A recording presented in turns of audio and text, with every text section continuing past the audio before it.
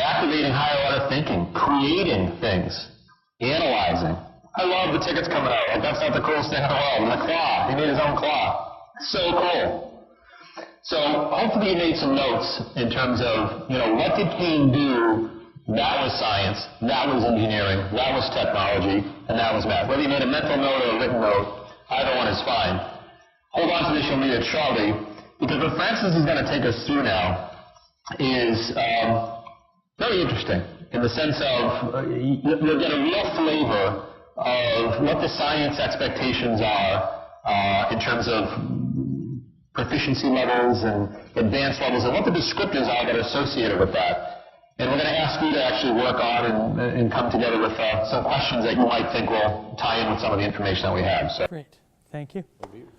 All right. And I'm going to try to move through these pretty quickly. One, it's a lot of data and information, but at the same time, I want to make sure that we can pull together what you've taken a note of in Kane's Arcade with what we talked about within effective instruction and what we wrote. Okay, so if you have questions or anything, feel free. I'll try to look for hands as we're going through this. Okay, so oftentimes in Massachusetts, we talk about being number one, right? Number one. We're number one in science and math. It seems like we're number one in a lot of things. According to the National Center for Education Statistics, which is the federal grading organization, brings all the statistics, huge manual, that's not in there, in your packet. Massachusetts scores are tied for third in the United States. Look who's above us. Virginia and New Hampshire, okay? And I used to teach in New Hampshire, and they have a very different assessment system than we do. And we're going to take a look at that. There's actually some examples of that in your packets. And a lot of people say, well, Massachusetts is going to start to adopt process skills, and inquiry is going to become part of the standards, and all these sort of things. But I don't really, I think about the MCAS, because MCAS really doesn't test inquiry. Well, guess what? It's changing, right? If the standards change, the assessment changes. And there are methods for assessing inquiry. And what's interesting is that those states, certainly New Hampshire, seems to be benefiting. So the one when Massachusetts is talked about as being number one, the test that they're talking about is the TIMSS test, okay? Here are the criteria for scoring low, intermediate, high, or advanced on the TIMSS. The low level, students demonstrate knowledge of some simple facts. Students interpret simple diagrams, complete simple tables, and provide short written responses to questions. Intermediate level, students have basic knowledge and understanding of practical situations. Ability to interpret information in pictorial diagrams and apply factual knowledge to practical situations.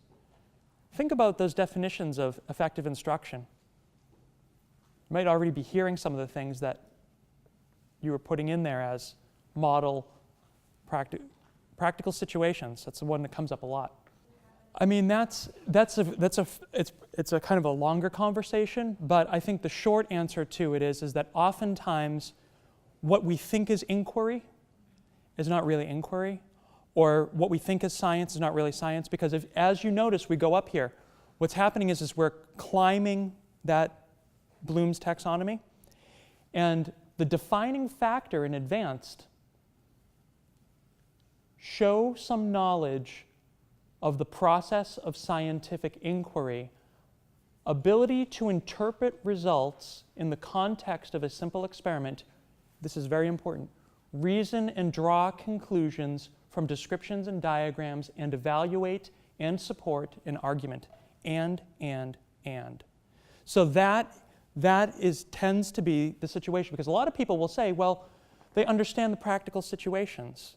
And a lot of times when we do inquiry, you might think of practical situations. For instance, some of those questions. Why does snow reduce friction? Why did the car skid? Those could be related to practical situations, but they're also low-level skills. They're also within a very specific context. Can the student generalize that? And that's what this is about. In general, if I take something, a concept, and put it into an unfamiliar context, can the student demonstrate this? That's very, very different. And that's usually the source of most of those sort of issues. But again, it's a bit of a longer conversation, so I just want to continue on here, but I'm happy to talk to you after. So, okay, so we said the intermediate level is basic knowledge and understanding of practical situations. High achievement level, to explain phenomena in everyday and abstract contexts. Who would think that that wasn't advanced? They compare, contrast, and make simple inferences and provide brief descriptive responses. And what's interesting is that college ready? We talk about college readiness. That's where Massachusetts, if you take our score, I think we're around like 557. That's Massachusetts right there. So when we talk about being leader on the test and we talk about where we are, what we're talking about is that our students can explain phenomena in everyday and abstract concepts. They can compare, contrast, and make simple inferences and provide brief descriptive responses. Somebody who was here earlier said to me the other day, they said, you know, I don't call it writing, I don't call it science, I call it MCASing. Because he was referring to that sort of situation. But when you go up to advanced, now, back to what we were saying before, students have to be able to show some knowledge of the process of scientific inquiry and have that ability to interpret results in the context of a simple experiment and watch all the ands. Reason and draw conclusions from descriptions and diagrams and evaluate and support an argument. So when you think about that in the sense of a professional argument, almost a persuasive sort of piece, very, very rarely do you see that sort of thing going on. And again, this is fourth grade. We're not talking about high school here. This is fourth grade. The other thing that's important to recognize is that when we talk about Massachusetts being number one, they're number one benchmark participant. So again, you know, some of those people that were right around us, like New Hampshire, they're not actually in this. So you have to kind of pay close attention to which study and where this information comes from. So how can we assess these sort of things? What's in your packets is an example of 3 different grade levels. And I gave you the 3 grade levels because I wanted you to see what's the difference. I think if you were to just get grade 4, you might say, wow, this is grade 4. What does grade 8 look like? What does grade 11 look like? So give you a couple minutes just to take a quick look. And these assessments are used in New Hampshire, Maine, Vermont, Rhode Island. It's commonly called the NECAP, New England Common Assessment. It's essentially their MCAS. And it's developed and orchestrated and delivered by Measured Progress, which, if you've ever watched your MCAS boxes come and go, those are Measured Progress boxes, right? So again, I agree, this MCAS does not, as it currently exists, assess process skills, but that's the important thing here. When we look at that, knowledge of the process of scientific inquiry, that means knowledge of the scientific method and knowledge of the engineering design process. Those are true, real, identifiable things, okay? Not what you think, not what I think, just they are, okay? And you can see, if you're familiar with those processes, as you look at these assessments, you can see where they are testing the students' knowledge of those processes by requiring them to apply it. Okay? You can actually go through and you can see where they have given information in places and then ask the students, without using the word hypothesis, to form a hypothesis. Where they have asked the students to gather data. Okay? Where they've asked the students to follow a procedure, to form a conclusion, to graph the data. Okay, to analyze it, and how that continues up.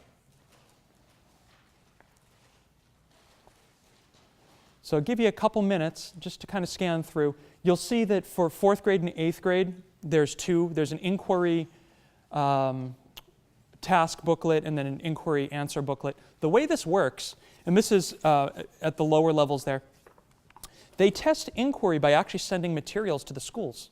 And the students work in pairs on a very simple task. There's a little placemat. It's kind of like playing. Whatever data they gather, they then take and work independently to answer a series of questions based on that data. And that's what you're seeing here. So that's where they transition to that answer booklet. Okay. So the validity of the data that they gather really doesn't matter. Really doesn't matter. What's interesting is that what they do with the data all the way through this process matters. How do they reflect on it? How does it relate to their hypothesis? What is their conclusion about it? What does it look like in a graph?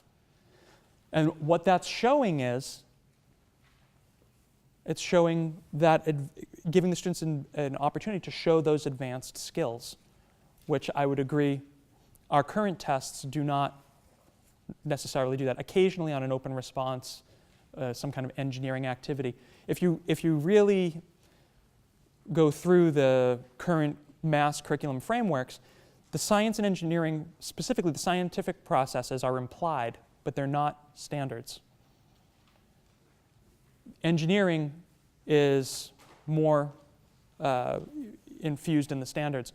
That's one of the big changes that are coming forth. Those process skills are going to be part of the standards, so they will be assessed. Probably not with materials, but who knows? It's possible. The same company's doing it. I think to frame it for you, so the TIMSS, the Trends in International Math and Science, okay, that's an internationally benchmarked exam. So we have our MCAS that we give, and the NECAP is given in other parts of New England. We all have our local state assessments. These are international assessments where countries can kind of benchmark against each other. So the TIMSS is one that, Massachusetts looks pretty good on in the sense of number one in terms of benchmarking. But if you go back to that descriptive, the descriptors there, we're in that 550 range. Compare, contrast, and make simple inferences and provide brief descriptive responses. So that's sort of what the TIMSS looks like, okay? There's another exam called the PISA, P-I-S-A. We're going to watch a very short video to kind of build a little context for you on what the PISA is, and then show you what advanced and proficient it looks like in that test and what the questions would look like. So in the TIMSS, when we benchmark ourselves internationally as a country, Massachusetts has entered that test as a country. Massachusetts called itself a country, and they said, we're going to participate in the TIMSS and take it as a country to see how we do comparatively. And so as Francis kind of pointed out, that's where our scores were. And when you look at these descriptors here that were just up there, words like simple, knowledge, it seemed to be more of that lower order thinking arena. So the PISA is another internationally benchmarked exam that is often used to measure country to country. So quick build a frame for you on what the PISA is, and then show you what some of the questions actually look like on the PISA exam, and you'll see, wow, the difference between maybe low order and higher order.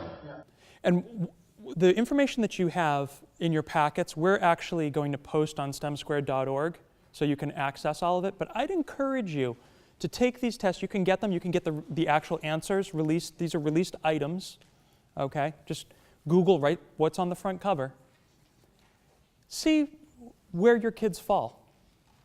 It might be eye-opening, because what you might find is that the things that you think they know, because these are common concepts that are taught, particularly the 4th grade, right? Do you have to default to the lower order thinking skills in order to get the students to answer it? Or do the students have the higher order thinking skills in place to be able to figure it out? That's, I think, the big question here. Okay? So we're going to take a look at this. Feel free, unless the lights are a problem, I'll leave it up so you can kind of scan through here. This particular video's. So let's explain to you what the PISA is and how it's built. It's about 7 minutes that we're going to watch.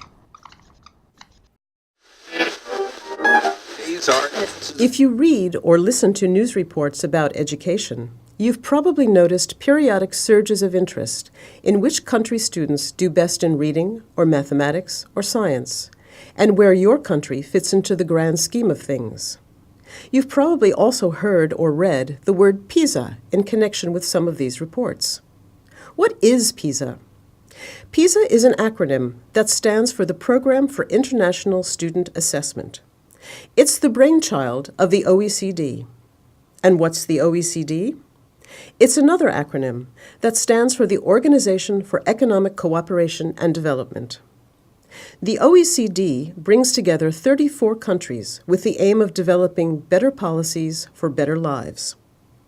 In the late 1990s, countries that are members of the OECD came up with the idea to measure whether 15-year-olds around the world are well prepared to participate in society.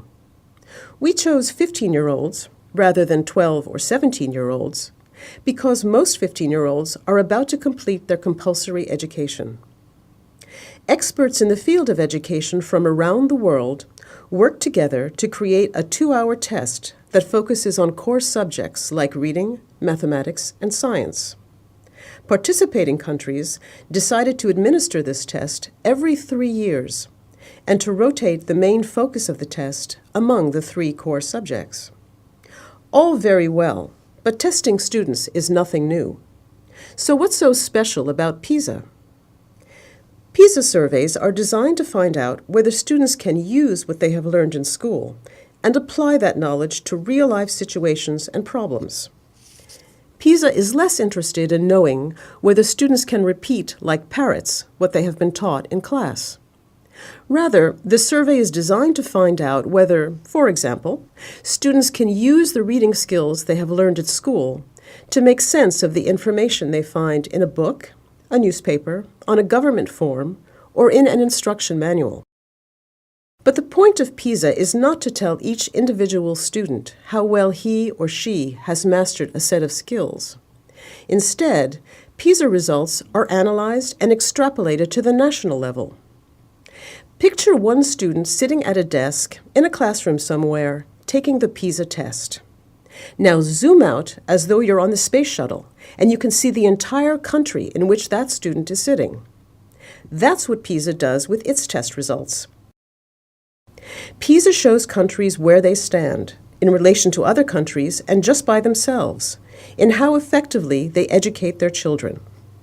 While PISA doesn't say, this education policy or practice causes that effect, it shows what's possible and shows similarities and differences between education systems around the world.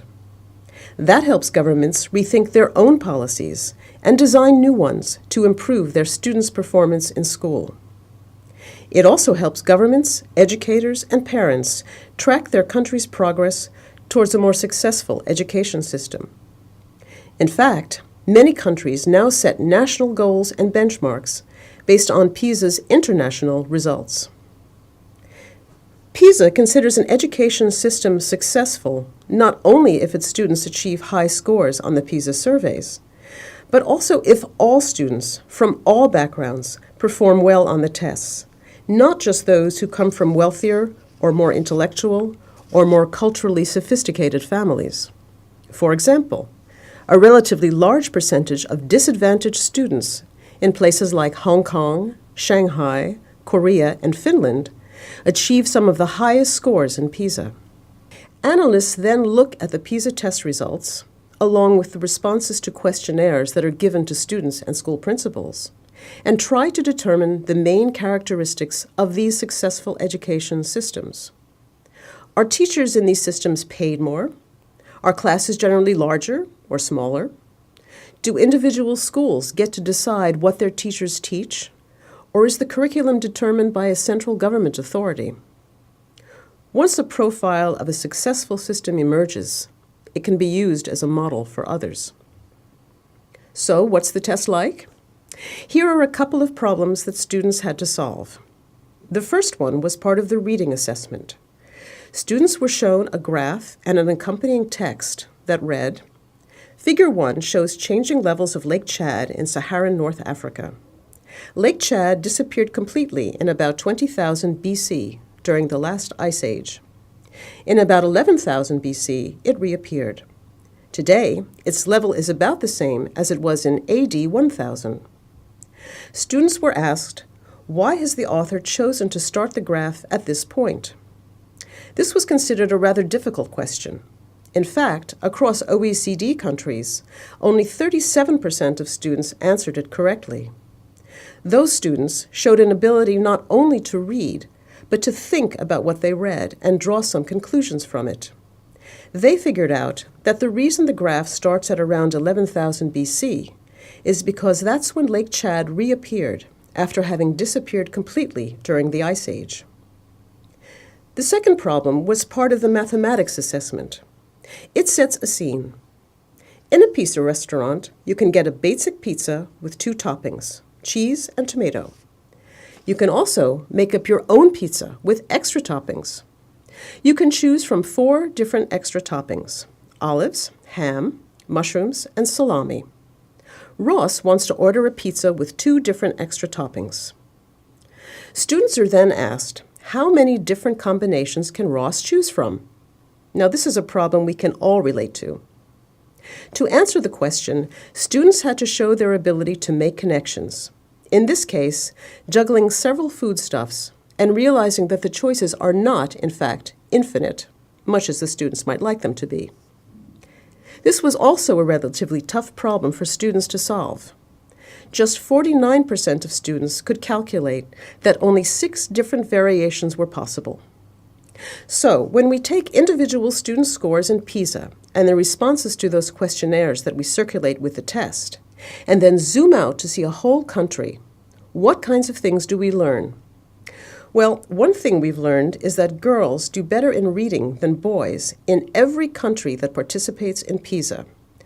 And among the countries that are members of the OECD, girls do so much better than boys in reading. It's as if they had gone through an additional year of school.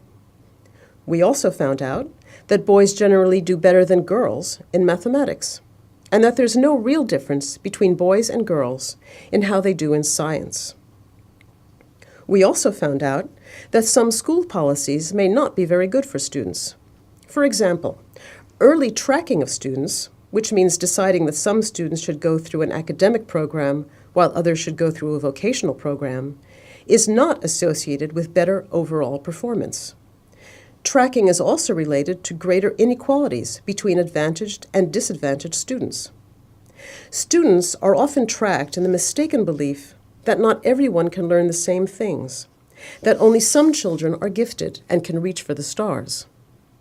But PISA results show that if given the opportunity and support to excel, all children have the potential to do so. I know that's really interesting, but we're just going to freeze it there. But this will also be available online. So while Francis is exiting out of that, what we want to show you now is a little bit more in depth of what the questions look like on the PISA versus what the expectations are for the kids who are engaged in taking the TINS exam. In the PISA exam, the last exam, 2009, 15-year-olds in the United States finished 30th in math, 18th in science out of 65 countries. So what I'd like to ask you is if you can, I guess, give this a quick scan. The situation is around the greenhouse effect, fact or fiction. They give a bunch of background. Then it comes to a portion where it says, a student named Andre becomes interested in the possible relationship between the average temperature of the Earth's atmosphere and the carbon dioxide emission on the Earth. In a library, he comes across the following 2 graphs.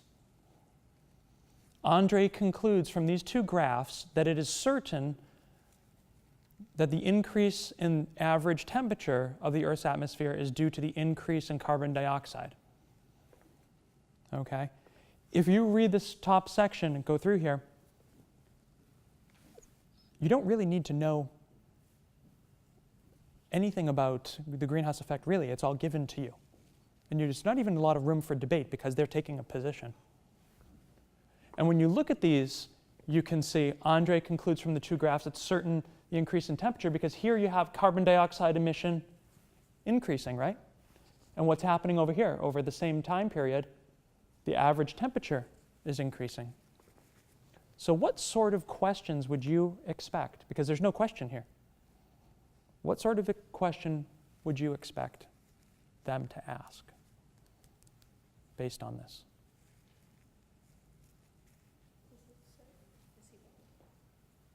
Okay, someone says, is he right? Good question. Yeah. Is Andre correct in his assumption? Maybe that's a question. What's another question that you would, based on that information, that you would write if you were giving this to kids as a test? What other questions? Yeah. How could you support Andre's conclusion? Okay, how could you support Andre's conclusion? Any others want to? Do you think they're related? Do you think they're related? Let's see what they actually asked. Could anyone actually picture them asking, in what year did the carbon dioxide decrease? It's kind of an MCAS-like question to ask, right? From what year to year was the biggest increase?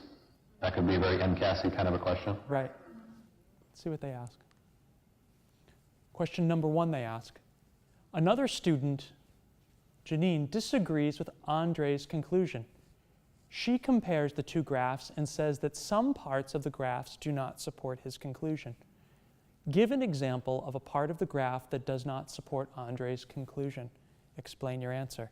So you were on the right track. So if you go back, what does a student have to do? What do they have to do?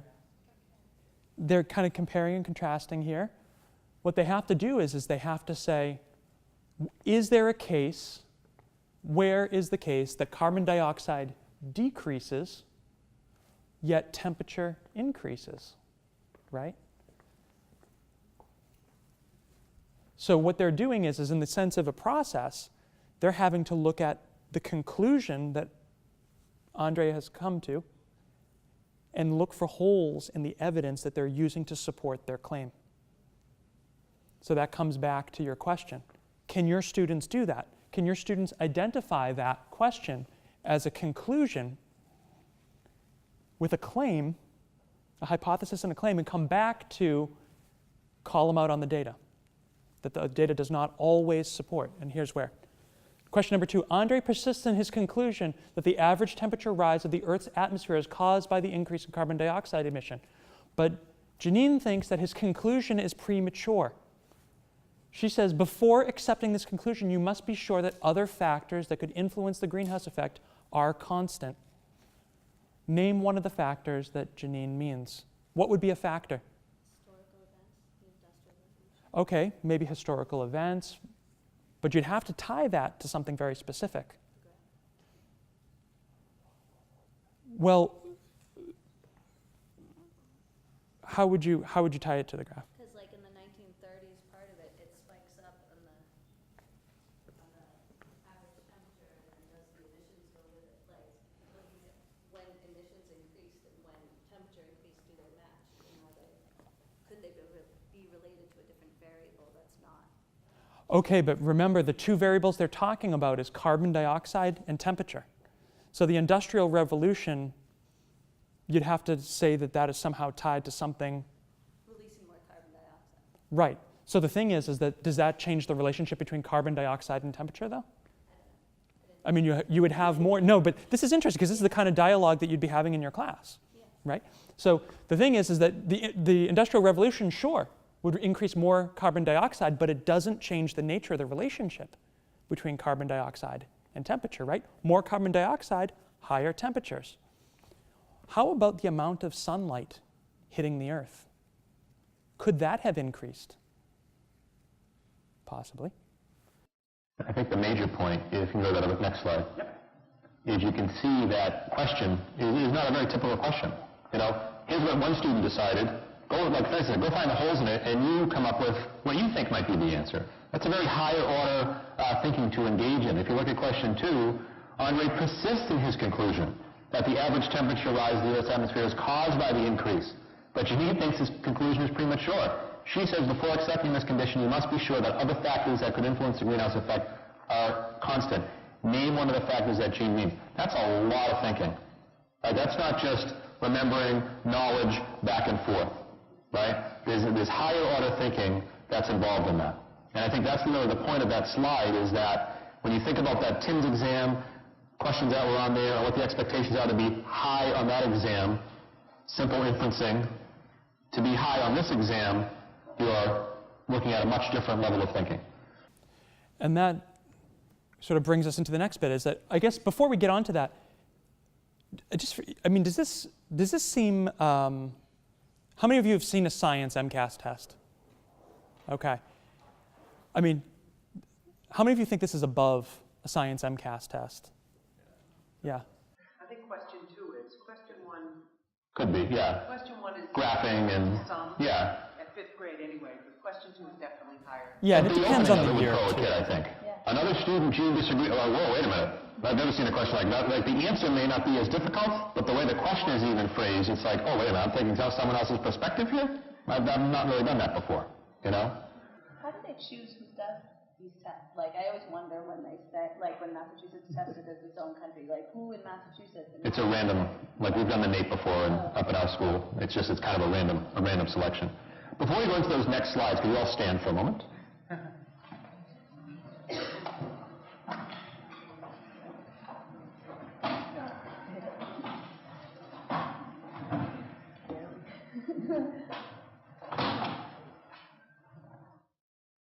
I was going to have you do the hokey pokey, but there's not enough room.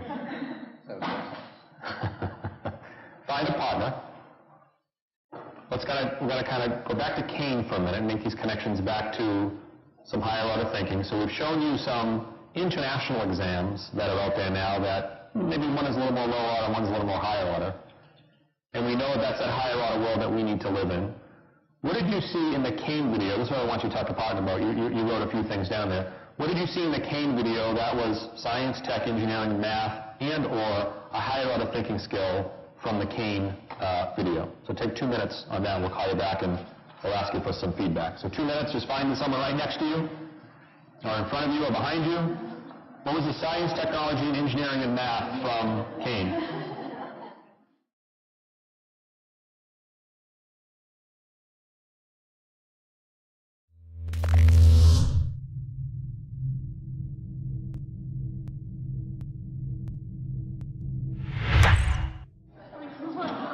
Stay standing, but just put your eyes back in front, please. You just kind of stay right where you are. Just some quick feedback. What were you guys talking about right here? We were talking about measurement and inquiry and planning and design and motivation. Yeah, planning and design, right? Tons of planning and design. He loved that tape thing. He used lots of tape. What were you guys talking about over here? Because we were saying how the science part was really broad at first, and to think of like which specific science, because in the end it's like a lot of physics and 3D shaping and working with like the engineering of making the game harder and making it easy for when it was too easy. And Even the measurements and all the different... The tools. Absolutely. Huge part of science is the tools. Up in the back, with some of the conversations going on back there. Design process, adjusting the original design. Good. Right. More difficult. It didn't work, right? Test the hypothesis. Yep. Perfect. We said that too. We said the math as well, with the ticket prices and negotiating that. Whatever his free pass. What was it called? Yeah. What was it? Fun pass. Yeah, right. Right. 500 tries for the fun pass. Right. Yeah, the check button on the calculator, right? He called it a check button. And that was the pin to get into the machine. I mean, so creative. How about you guys over here? I have a little different thought about that. One of the skills that we need in order to do what Yeah. and that we don't always get into that. It's either because we have all the analytical skills, Yes. the technical skills, but he was so optimistic. He was clearly, math was something that he was really, interested in. About and optimism. I'm so glad you said that. Check out Angela Duckworth if you get a chance. She's done some amazing research on grit, G-R-I-T, and more so than innate IQ, perseverance and grit is a better indicator of future success, more so than IQ. And the research she's done on it is remarkable, but she calls it having grit. And he had grit. Like he wasn't, he's out there sweeping away and no one's showing up, and he's still doing his thing. He was so determined. So huge, so huge. How about over here? Anyone? Go ahead. I'll pull it right out of you. Go ahead. What were you talking about? Well, like you talked about his grit, but when he went to school and he wore his little t-shirt, Yeah. he didn't believe it. Right. Like that was a discouragement to him that if probably he didn't have the support of his father, he might have given up at that point. Yeah. But he has certain support, so he kept it going. So huge, right? You go back to that how kids learn language, positive reinforcement, right? So yeah, think of that as a scale. So his friends were saying, yeah, I don't think so, pal. But on this side of the scale, he had other adult support and his just innate interest in building these things. And that sort of tipped the scale in that favor that he continued to be gritty and do what he had to do, right? Good stuff. We're going to take you through some slides and show you how the needle hasn't moved in Massachusetts. It hasn't moved. We're going to show you some scores and things just to kind of indicate that, and then really get into some more of the focusing at that elementary level and some of the things that we need to do. So good job. We're going to getting close to wrapping, probably wrap like 2:20 or so, give you an evaluation. So we've got about another 20 minutes or so that we'll work together through. Okay. All right, so we're going to zoom through these. So again, a lot of the assessments we're looking at are above the level of what we're assessing here in Massachusetts and what we currently require in terms of the higher order thinking skills, but yet here's where we stand with what we've got. In Massachusetts, we've got basically 1 million students, and the average proficient and advanced combined, 51%. Needs improvement and warning, 48. And if you look over time, it's basically been 50-50 for quite some time. A little bit of movement in those upper levels, but again, remember all the effort that's being sort of poured into this at different levels. All right, 8th grade, down, right? We're going from 51 to 39%.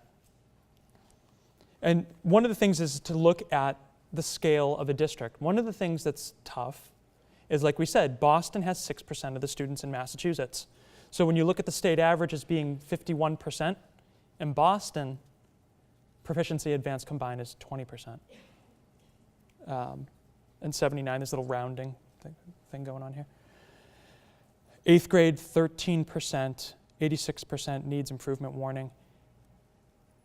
And there's some interesting statistics which we won't get into about students who leave after each grade level over the summer by October of the following year. 3rd grade and 5th grade and 8th grade to 9th grade are the largest years students are leaving. And then as you start to kind of dig into some of the dropout rates, there's some interesting correlations there. In some of the subgroups, like ELL, the rates can be as high as 38%. So it's really quite something. But as you get to smaller districts, and these are not ones we're picking on for any particular reason, they're just sort of based on the size of the district, that they're kind of a good middle ground to show. Lowell as an urban district, kind of middle ground, there 22% proficient advanced, 78% needs improvement warning. If you look across, for 4 years, the governor's STEM plan was published in 2010. Where are we now, right? Look at Boston, same situation. 2010 to now, not a whole lot of change. Even as a state, right? Just go back to that state slide real quick. Not a whole lot of change since that STEM plan's been out here. Tyngsboro, kind of again, a smaller district, and you start to see the scores kind of creep up a bit. Right? Because again, remember, when you go back to your district today or tomorrow, if you're from a district that's 1,800 students, when you talk to 2 or 3 colleagues, you might have talked to 50% of the practitioners in your district. If you're from Boston and you go back and tell 3 or 4 people, you're doing an important thing, but creating change at that scale is much harder.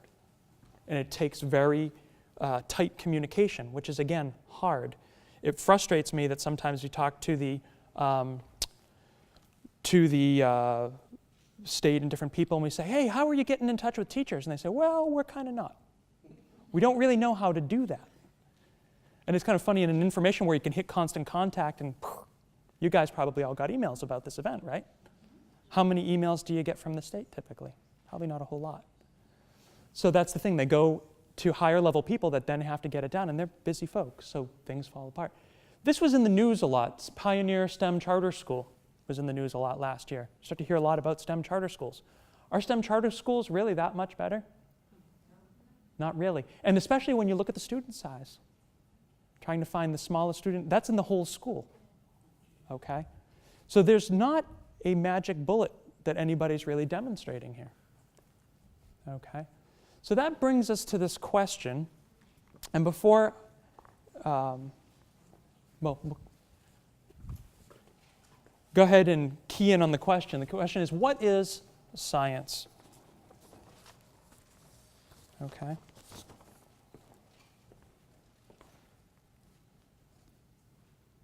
do we got?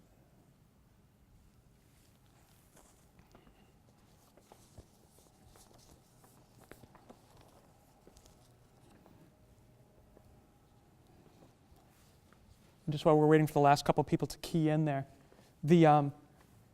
along the lines of what you were saying with Kane, what you were observing, what you're saying here, what we were talking about in terms of the process of science, what is inquiry?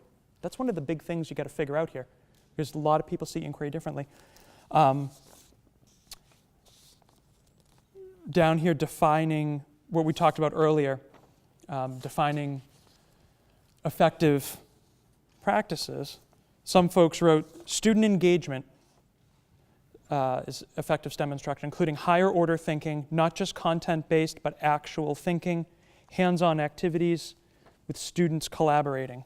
Another team said teacher knowledge of subject area, engaging, inquiry, hands-on, sustains interest, and involves higher order thinking skills. Another team said effective STEM instruction builds a foundation of inquiry, collaboration, perseverance, through rich, engaging, hands-on learning. Definition of effective STEM instruction. Engaging instills love of learning around STEM content area, more than students just making a decision. Proficiency in STEM content, investigation, problem-based, worldly critical thinking across the curriculum, not just science. Having students be able to explain, demonstrate, defend, and teach others with precision.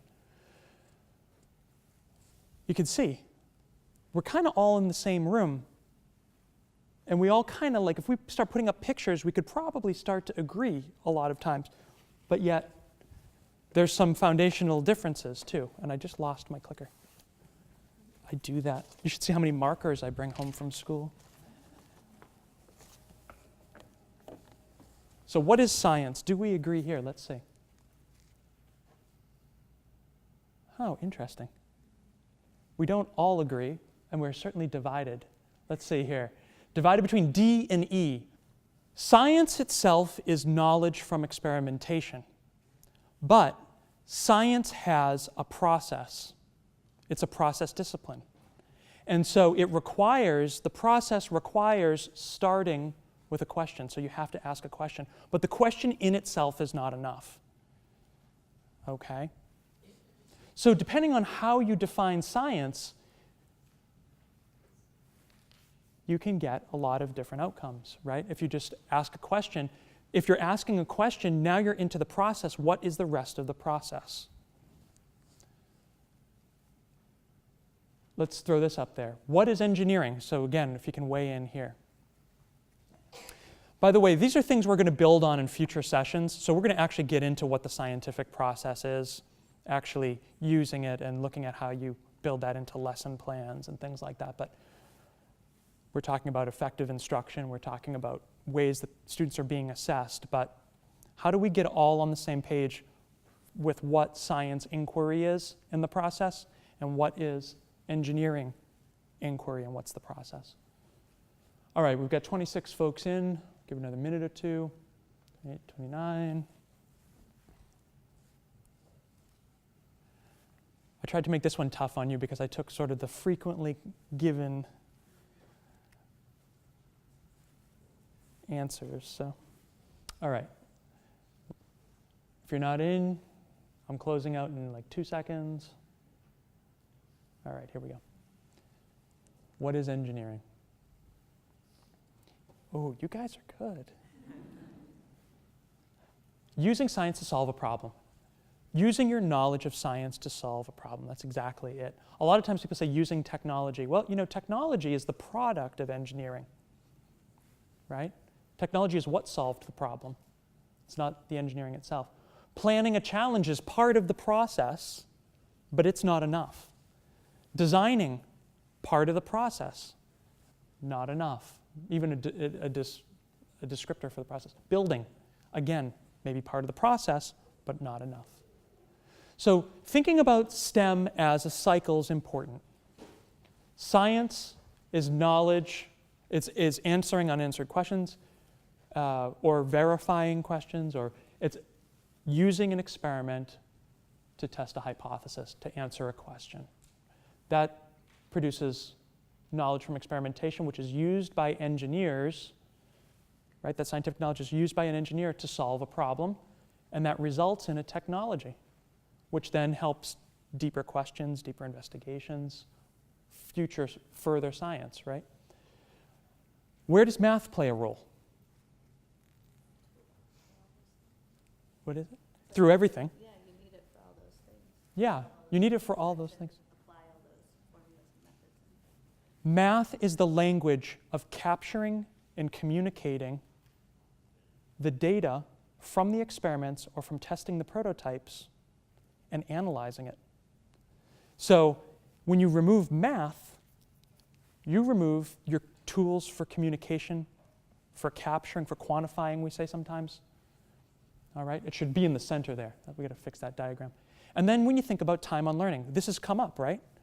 Those soft skills, perseverance, and all these things, really important. Not something that shows up on MCAS. How perseverant was this student? Persevering. I'm not even sure if that's a word. Okay. But when you look at these other assessments that we're looking at, notice that they were assessing science on the PISA test using ELA, right? Same thing. Math was integrated into the science, but then if you, actually it wasn't in the slideshow, but you see the same sort of thing where math integrates science and so on and so forth. So again, if you can use the science to engage the students, if you can get the dialogue going, if you can have the higher order discussions using what the students want to do. I think about that. I think of how many times I said to myself, first starting out as a teacher, if I could only get them to listen, if I could only get them to pay attention, what I was really saying was, if I could only get them to engage in what I'm doing, what I want to do, right? And then you have that realization one day, wait a minute, what I have to actually do is engage with them and what they want to do, but somehow have that skill to channel it. And so again, thinking about it, they want to do science, how can I channel it for ELA and math purposes, right? And so we will get into, in our further sessions, as we, session 2 and 3 and 4, because one of the questions that will certainly come up is, Francis and Scott, this is all great, but how the heck do we do this? With all the other competing demands, and everything has changed in education, except for the amount of time that we have with our kids. It's the only thing that hasn't changed. Curriculum, instruction, assessment, everything's changed, except for the school day, right? I'm laughing because we did a complete time audit at our school district, and we really kind of dove in deep to try to figure out where we were spending our time. And so we have to invest early. Where is the science? Why is elementary STEM important? Factory parts versus aftermarket. I said this at the beginning of our session in the sense of we're slapping lots of parts on kids from 6th grade on. We really need to get in there and install these parts at the elementary level. There's tons of data out there to say that by 6th grade, kids have decided whether they are good / are interested in science, technology, engineering, and math. And shame on us, that's the first time that they're consistently exposed to it on a regular basis. So when I came to Manchester, one of the first things we did as we were talking about science was we did an audit. How often is science taught at the elementary level? I'd love to travel the state and just ask this question, not to get anybody in trouble, but just to find out how often are we teaching science. We learned that in some grades we weren't teaching science. We learned that in other grades we were teaching it for 20 minutes on a Friday from 2:15 to 2:45. Well, 2:35 would be 20 minutes. That's not really science. That's sort of maybe checking a box and saying we did science. So we really have to stop and think about how we do it, when do we do it, and as we make our way through the other sessions, we're going to give you some advice as how we can incorporate some of these things into ELA and into math and so on and so forth. So we have to invest early. It's elementary, right? Reading and writing have lots of friends in school. You read and write in social studies and math and science and the fine arts and foreign language, constantly reinforced reading and writing, constantly. Science and math, for the most part, have to rely on each other. And they need each other. If you do science without math or math without science, you're not building those skills as strongly as you possibly can. So they really, really rely on each other in our schools. ELA, reading, writing, there's plenty of opportunities throughout the school day where those things happen. Science and math rely on each other in order to work. Science course is nearly extinct. There's lots of articles on this. And we know in our state the pressure has really been ELA and math, ELA and math. That's the MCAS, 3rd grade, 4th grade, 5th grade. ELA and math, Common Core, ELA and math. But the data is showing us, and we know, that we need to instill these higher order thinking skills in our kids early in order for them to access the coursework that they need to access into a high school, in order for them to be college ready. You know, Francis made a point earlier today. Kids come to college and need to be remediated in math and science. That's a struggle because now I'm spending money for a course I'm not going to get any credit for. I'm shelling out $2,000 for whatever it costs for a class to take a class to remediate me that I get no credit for. And you can wonder why kids become disenfranchised and they drop out because they're paying all this money to get kind of caught up in a way. So we have to shift. This is the shift that we need to think about. We're in an innovation economy of the 21st century. We need to really think about preparing our students to help change the world, not just be prepared to live in it. That's what higher order thinking is. And shifting the focus of schools from the mere acquisition of knowledge and more towards an understanding of the learning process. How do I learn as a learner? A great deal of our focus at school is often spent on that sort of mere acquisition of knowledge, pumping full of information. As an adult learner, I've developed strategies on how I learn. I know how I learn best. You coming to this event today, you know how you learn best. You either brought notes or a tablet or something, and maybe some post-it notes and a highlighter, or whatever the things are that you do as a learner, our kids are doing. But we need to help them identify what those things are earlier so they can participate in this game of life, in this game of school. And developing the critical thinking, problem-solving, and reasoning skills that are needed for the 21st century. Everyone in the workforce is saying they need collaborators, critical thinkers, problem solvers. So yes, the subject content area is important. We're not saying it's not important. It is important. But the infrastructure of learning and what learning looks like and how do I access my higher order thinking is equally as important. Okay? So STEM Squared. So we have a webpage.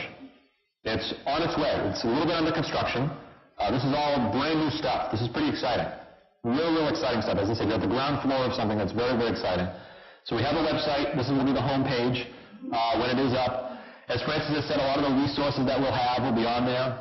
That's sort of our strengthening the teaching of elementary minds and a little bit about our partnership to give local legs to the Massachusetts STEM plan. That's really what we're trying to do here is give local legs to that Mass STEM plan.